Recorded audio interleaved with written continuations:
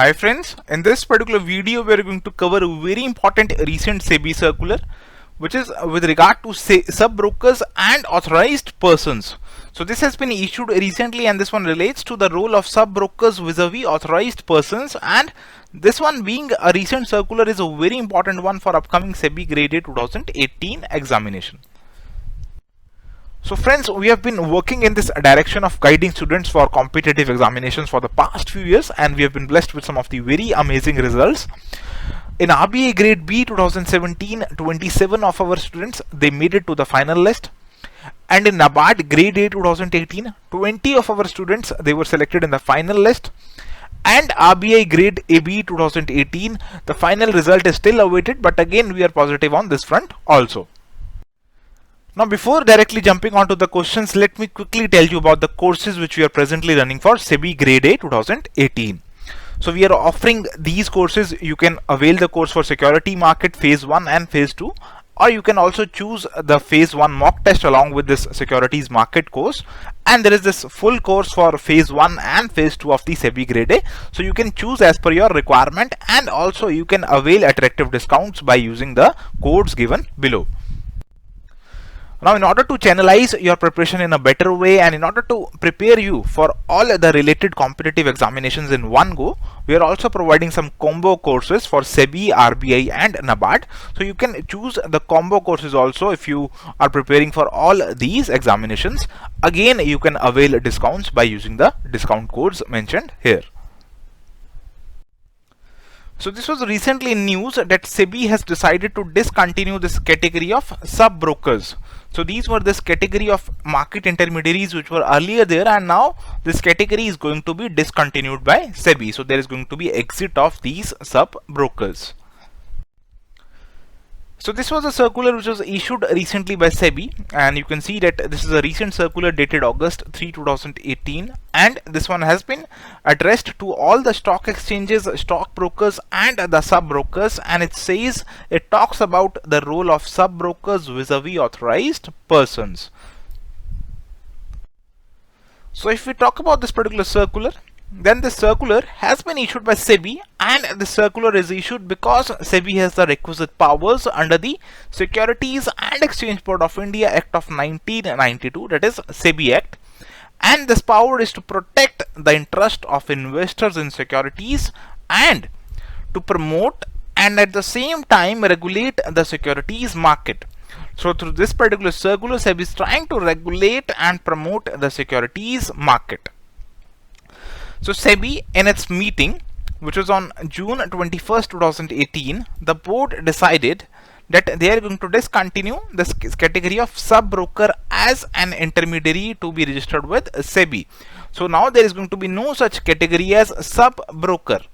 So in view of the same, this circular has been issued by SEBI, and the need for the category of sub-broker as a market intermediary is no longer required. So as per this particular circular, this category has been officially put an end to. So this is the crux of this particular circular.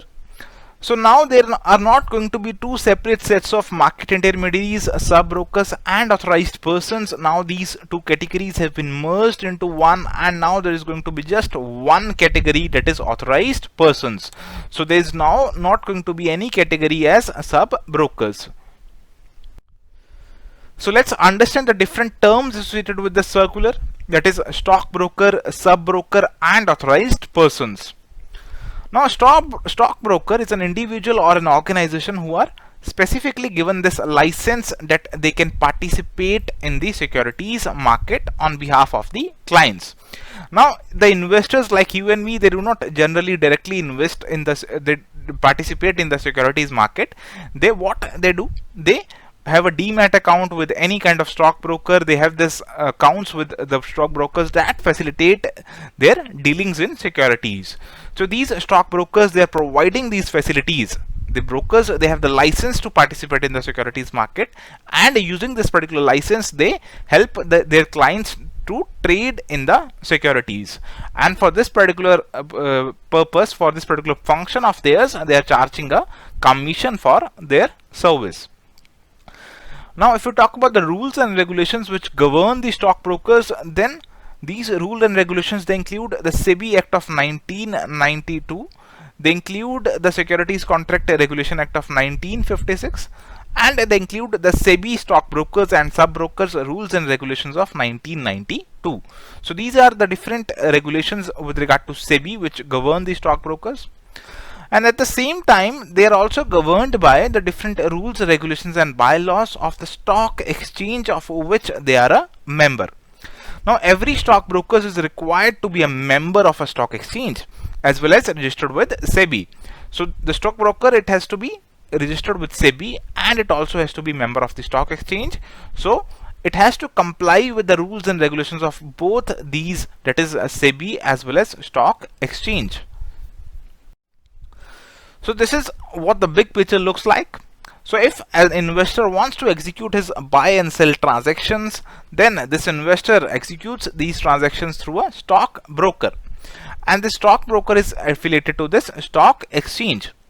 Now, in order to facilitate the working of stockbroker, because the stockbroker will be really overburdened by different sets of works to be performed by him, it is being assisted by these two categories of persons, that is sub-brokers and authorized persons.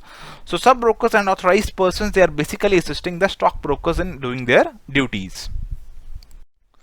So if we learn about the sub-brokers, then they are those persons who are not themselves the member of stock exchange, but they act on behalf of stockbroker as an agent, and they assist the investors in doing different kinds of transactions like buying of securities, sale of shares, dealing in securities through such stock brokers.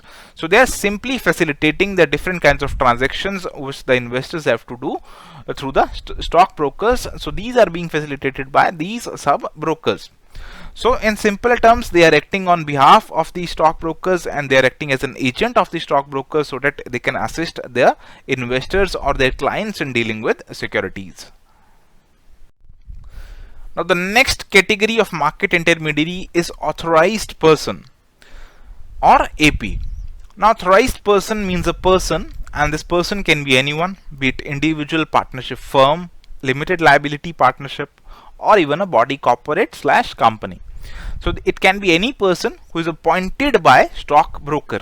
So these are those persons who are authorized by stockbrokers, and they provide access to the trading platform of stock exchange as an agent of the stock broker. So they are the agent of stock broker. Now SEBI introduced this concept of authorized persons in 2009, so that these persons, they could help the registered stock brokers of the stock exchange to provide access to clients through their facilitation. So in order to facilitate the functioning of the stockbrokers, SEBI introduced this category that now the persons, they can be authorized and they have to comply with lesser requirements and lesser regulations as compared to the sub-brokers, and these persons, they can be very fruitful for the entire securities market. Now the role of these authorized persons is very similar to that of sub-brokers, that is they are assisting the investors in doing their different kinds of transactions like buying, selling or dealing in securities through stock brokers. So if we compare these two terms, that is sub-brokers and the authorized persons, now as per the current framework, the difference lies in the fact that the sub-brokers, they have to get themselves registered with SEBI.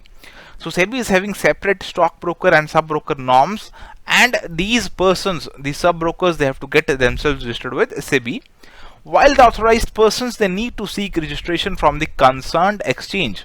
So sub-brokers with SEBI, authorized persons with the concerned exchange. However, there is no difference in the operative role. So if we talk about the operative role, the functions they are performing, the tasks they are doing more or less the same thing. There is no difference in this role of sub-broker and an authorized person. So that is why it was felt that there was no requirement of keeping these two categories separate. So let's keep just one category of authorized persons. So what are the provisions of this particular circular? So the circular says that no fresh registration shall be granted to any person as a sub-broker. So now no new sub-broker is going to be appointed, and if any application is pending for registration as a sub-broker, it shall be returned. The registered sub-broker shall have time till 31st March 2019 in order to migrate So if you are already registered as a sub broker, what will happen? You are going to migrate to being an authorized person or a full-fledged stockbroker or a trading member of the stock exchange, and you can migrate till 31st March 2019. And the sub brokers who choose not to migrate, then it shall be deemed that they have surrendered their registration with SEBI with effect from 31st March 2019. So for financial year 18-19 you are good, but after that you have to make a choice. The stock exchanges, they will also put in place an appropriate process so that they can facilitate the surrender or migration of stock brokers, of sub brokers to authorized persons or trading members. Now if we talk about the provisions with regard to renewal fees, now all the existing sub brokers, they have to pay this renewal fees to SEBI, and they have to pay this fees for the financial year 2018-19. Now renewal fees which is paid by these sub brokers for the financial year beyond 2018-19, that is starting 1st of April 2019, then it shall be refunded on the receipt of recommendation from the respective stock exchange. So if the stock exchange gives this recommendation that this and this person has so migrated or surrendered, and this person needs to be given a refund of the fees that this person has paid, so in that particular case SEBI is going to issue this refund. Now let's take a look at the different sorts of responsibilities which have been cast on the stock exchange as per the provisions of this particular circular. So this circular says that the stock exchanges, they have to bring the provisions of this particular circular to the notice of stock brokers and the sub brokers, and they have to disseminate the same on their websites. So they have to display this circular on their websites. Further, they have to make the relevant amendments to their relevant bylaws, rules and regulations so that they can implement the provisions of this particular circular. Also, they have to monitor the compliance of this circular, and they have to communicate to SEBI the status of implementation of the provisions contained in this particular circular. So different sets of responsibilities have been cast on the stock exchange under this circular. So this was about our discussion. Now let's take a look at some of the important MCQs which can be framed out of this particular topic. According to recent SEBI circular, SEBI has decided to discontinue which of the following categories of market intermediaries? Options are stockbroker, sub-broker, authorized person, registrar and transfer agents. So friends, we have covered this, that SEBI is going to discontinue this category of sub-brokers. So answer is going to be option number B. Next is, which of the following is correct with regard to stockbrokers? A stockbroker is an individual / organization who are specifically given the license to participate in the securities market on behalf of clients. Now every stockbroker is required to be member of stock exchange as well as registered with SEBI. Option number C is both of the above are true, and option number D is none of the above. So in this particular case, we have seen that the stockbrokers, they are fulfilling this particular role of facilitating the transactions on securities market on behalf of their client, and they are required to be a member of both the stock exchange and registered with SEBI. So here the option number C, that is both of the above, is going to be the correct answer. Next question, which of the following is correct with regard to the role of sub-brokers vis-a-vis authorized persons? Sub-brokers need to seek registration from the concerned exchange, while the authorized persons need to seek registration from the Securities and Exchange Board of India, that is SEBI. There is no difference in the operative role of a sub-broker and that of an authorized person. So this one is true, but the first one is not true, because the sub-brokers, they have to register with SEBI and the authorized persons with the stock exchange. So first is not true, but the second is true, and so the answer is going to be option number B here. Next question, SEBI, via its recent circular, has decided to discontinue with sub-broker as an intermediary. Which of the following is incorrect with regard to this circular? Options are, no fresh registration shall be granted to any person as sub-broker. Any pending application for registration as sub-broker under process shall be returned. The registered sub-broker shall have time till 31st March 2019 in order to migrate to act as an authorized person and or a trading member. Option number D is none of the above is incorrect.